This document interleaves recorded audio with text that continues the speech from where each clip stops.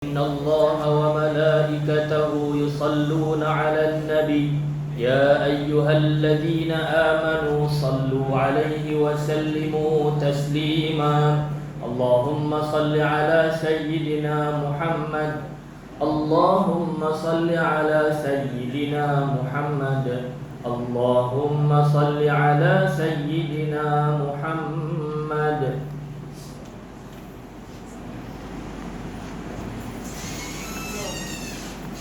Assalamualaikum warahmatullahi wabarakatuh. Waalaikumsalam warahmatullahi wabarakatuh. Alhamdulillahilladzi arsala rasulahu bil huda wa dinil haqq liyudhhirahu 'ala ad-dini kullihi walau karihal musyrikun. Asyhadu an la ilaha illallah wahdahu la syarika lah wa asyhadu anna sayyidana Muhammadan 'abduhu wa rasuluh. Allahumma salli ala sayyidina Muhammad wa ala alihi wa sahbihi wa man tabi'ahum bi ihsanin ila yaumiddin. Amma ba'd. Fa ya ibadallah ittaqullah usikum wa iyaya bittaqullah faqad fazal muttaqun. Saudara sidang Jumaat yang dirahmati sekalian, marilah sama-sama kita meningkatkan keimanan dan ketakwaan kita kepada Allah Subhanahu wa taala dengan melaksanakan segala tuntutan dan suruhannya serta menjauhi segala larangannya. Mudah-mudahan kita digolong sebagai hamba-Nya yang beriman dan dikurniakan kebahagiaan di dunia dan di akhirat. Sidang Jumaat yang dirahmati Allah sekalian, hidup insan tidak akan sempurna tanpa adab dan akhlak yang baik. Sesungguhnya setiap insan dikurniakan fitrah, sukakan kebaikan dan kesempurnaan. Rupa paras yang cantik tidak akan sempurna tanpa memiliki adab yang terpuji. Apabila seseorang itu berpaling daripada fitrah yang didatangkan kepada mereka, maka berlakulah bermacam-macam perkara yang bertentangan dengan fitrah semula jadi manusia. Ketahuilah, para rasul yang diutuskan bukan hanya menyeru ke arah mentauhidkan Allah, tetapi juga menunjukkan adab dan akhlak. Tiada acuan yang lebih sempurna melainkan acuan daripada Pencipta yang Maha Sempurna. Allah Subhanahu wa taala merakamkan dalam Al-Quran dalam surah Al-Baqarah ayat 138. A'udzu billahi minasyaitonir rajim. Sibghatallahi wa man ahsana minallahi sibghah wa nahnu lahu 'abidun. Mafhumnya, acuan Allah, dan siapa yang baik acuannya daripada Allah, dan hanya kepadanya lah kami menyembah. Muslimin sidang Jumaat sekalian, apabila seseorang itu menyukai insan yang dikasihinya, maka dia akan berusaha mengikuti jejak langkah tersebut. Begitulah keadaannya kita sebagai orang Muslim yang akan percaya dan yakin bahawa Nabi Muhammad SAW pesuruh Allah. Sudah tentu kita dituntut melaksanakan sunnah-sunnah baginda. Fitrah manusia yang akan melakukan apa yang disukai oleh kekasih hatinya. Seandainya kita tidak mengikuti akhlak kekasih kita, itu maka kita penipuan yang terbesar di dalam diri kita. Abu Hurairah radhiyallahu anhu meriwayatkan daripada Rasulullah sallallahu alaihi wasallam bersabda, maksudnya, sesungguhnya aku diutuskan untuk menyempurnakan akhlak yang mulia. Ketahuilah hari ini masyarakat kita sentiasa mencela dan mengutuk muda-mudi yang tidak berakhlak dan beradab disebabkan jauh terpesong oleh pengaruh-pengaruh luar. Mereka sudah terkesan dengan budaya luar, mungkin disebabkan tiada pedoman dan teladan di dalam kehidupan rumah tangga mereka. Sidang Jumaat yang dirahmati Allah sekalian, sebagai ibu bapa dan orang yang bertanggungjawab terhadap ahli keluarga masing-masing, kita hendaklah menunjukkan model yang baik terhadap anak-anak sebagai rujukan. Namun, Amat malang kerana ada sebahagian ketua keluarga tidak mengambil berat dan didikan dan asuhan kepada anak-anak jagaan mereka. Sebagai contoh, ada yang terlibat dengan ketagihan dadah, penyalahgunaan ketum, merokok di hadapan anak-anak tanpa ada rasa segan dan malu. Mana mungkin anak-anak memilih adat-adat yang mulia seandainya ibu dan ayah mereka tidak menunjukkan teladan yang baik. Sesungguhnya berkata para alim ulama, mana mungkin datangnya akhlak dan adab yang terpuji tanpa adanya teladan. Dari mana datangnya iman jika hanya dengan perkataan? Dari mana datangnya ilmu tanpa pelajaran? Mana datangnya pengalaman kehidupan tanpa liku-liku dan cabaran? Dan dari mana datangnya penyesalan jika tanpa penginsafan? Hakikatnya semua Nabi dan Rasul diutuskan untuk memperelokkan akhlak manusia, sekaligus menjadikan Nabi Muhammad SAW sebagai utusan terakhir, menyempurnakan akhlak mulia terbaik. Firman Allah Subhanahu wa ta'ala, A'udzubillahi minasyaitonir rajim. Wa innaka la'ala khuluqin azim. Dan sesungguhnya kamu Muhammad benar-benar budi pekerti yang agung. Saudaraku sidang Jumaat yang dirahmati sekalian, baginda Rasulullah SAW sentiasa menjaga adab-adab dalam semua perkara. Antara adab yang ditunjukkan oleh baginda ialah makan makanan yang halal dan bersederhana. Baginda makan hanya apabila lapar dan berhenti sebelum kenyang. Sebaiknya dimakan secara berjemaah kerana ianya lebih berkat.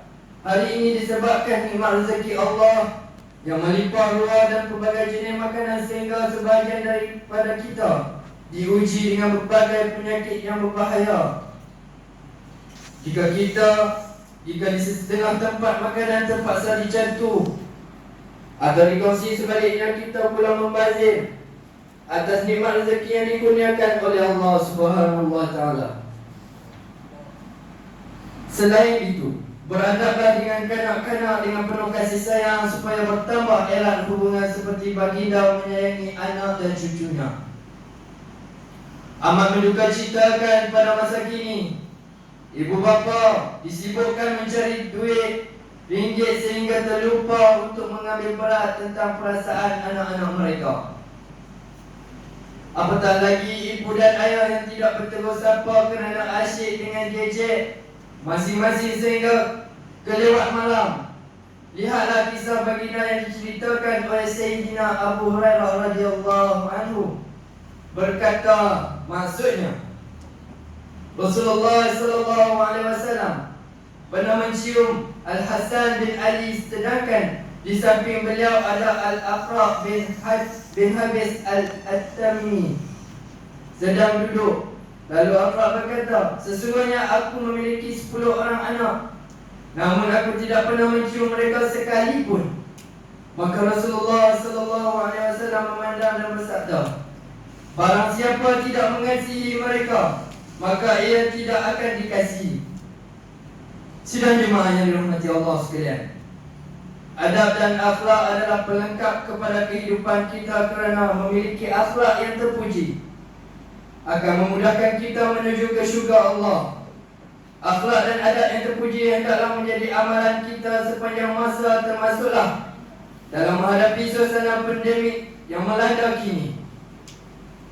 Di antara adab yang boleh kita contohi ketika berhadapan dengan pandemik ini ialah menutup wajah dengan mengelakkan penyakit. Baginda SAW mengajarkan kita supaya menutup muka dengan tangan ketika bersih. Hari ini kita perlu mengamalkan memakai pelitup muka dan amalan kebersihan yang baik. Selain itu, baginda juga tidak bersalam dengan orang yang berpenyakit kusta ketika kaum Bani Taif berjumpa baginda. Sebenarnya Islam telah mengajarkan kita larangan bersalam dengan dan bersentuhan ketika pandemik. Adab memainkan peranan yang penting dalam menjaga kebersihan dan mengelakkan berlakunya penyakit berjangkit. Sesungguhnya mematuhi segala SOP dan garis panduan di kala pandemi ini juga sebahagian daripada adab Islam yang bertepatan dengan syariat agama. Mudah-mudahan kita tergolong dalam kalangan insan yang diridai Allah dan tergolong dalam kalangan insan yang mendapat syafaat Rasulullah sallallahu alaihi wasallam di hari yang tiada naungan melainkan naungan Allah semata-mata. A'udzubillahi minasyaitonir rajim. Laqad kana lakum fi Rasulillahi uswatun hasanatun liman kana yarju Allah wal yawmal akhir wa dzakara Allah katsira. Maksudnya, sesungguhnya telah ada pada diri Rasulullah itu suri teladan yang baik bagimu, yaitu bagi orang yang mengharap rahmat Allah dan kedatangan hari kiamat, dan dia banyak menyebut nama Allah. Barakallahu li wa lakum fil Qur'anil azim wa nafa'ani wa iyyakum bima fihi minal ayati wa dzikril hakim wa taqabbal minni wa minkum tilawatahu innahu was-sami'ul 'alim. Aqulu qawli hadza wa astaghfirullaha wa lakum ولسائر المسلمين والمسلمات والمؤمنين والمؤمنات فاستغفروا فيا فوز المستغفرين ويا نجاة التائبين. اللهم صل على سيدنا محمد وعلى آله وصحبه وسلم ورضي الله تبارك وتعالى عن ساداتنا أصحاب رسول الله أجمعين. الحمد لله حمدا كثيرا كما أمر. أشهد أن لا إله إلا الله وحده لا شريك له وأشهد أن محمدا عبده ورسوله. اللهم صل على سيدنا محمد منقذ من الضلالة والجهالة إلى نور الحق والإيمان والهدى وعلى آله وصحبه الذي هم قدوتنا ولهم فضل على جميع أمة إلى يوم القارعة. أما بعد، فيا عباد الله، فأني أوصيكم ونفسي بتقوى الله.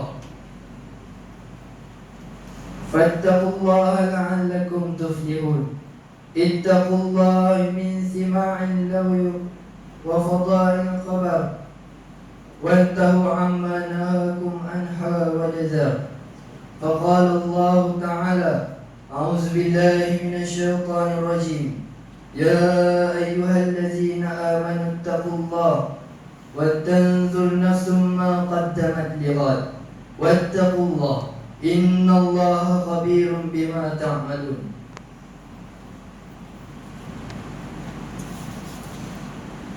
واعلموا أن الله أمركم بأمر عظيم، أمركم بالصلاة والسلام على النبي الكريم. فقال الله تعالى في كتابه الكريم: أعوذ بالله من الشيطان الرجيم. إن الله وملائكته يصلون على النبي يا أيها الذين آمنوا صلوا عليه وسلموا تسليما. اللهم صل على سيدنا محمد وعلى آله وصحبه أجمعين وارض لهم عن الخلفاء الراشدين سادتنا أبي بكر وعمر وعثمان وعلي وعن بقية الصحابة والقرابة والتابعين ومن تبعهم بإحسان إلى يوم الدين. اللهم اغفر للمسلمين والمسلمات والمؤمنين والمؤمنات الأحياء منهم والأموات إنك سميع قريب مجيب الدعوات يا قاضي الحاجات يا أرحم الراحمين. اللهم اجعل هذا البلد آمنا مطمئنا. لهم أصلح أئمتنا وولدة أمورنا واشمل اللهم بحمايتك وتوفيقك حملة الملك مولانا الأمين الكريم سلطان صلاح الدين ابن المرحوم سلطان بدليشة وولي عهدي دولي yang teramat mulia Tunku Syarifuddin Badlishah ibni Sultan Salahuddin wa jami'an usratil malakiyah. Allahumma faqhum lissadat wa aslih bihim بهم العباد والبلاد واجعل التقوى لهم خير زاد إنك غفور رحيم الجواد يا لطيف بالعباد يا أرحم الراحمين عباد الله إن الله يأمركم بالعدل والإحسان وإيتاء ذي القربى وينهى عن الفحشاء والمنكر والبغي يعظكم لعلكم تذكرون فاذكروا الله العظيم يذكركم واشكروه من نعمه يزدكم ولذكر الله أكبر والله يعلم ما تصنعون.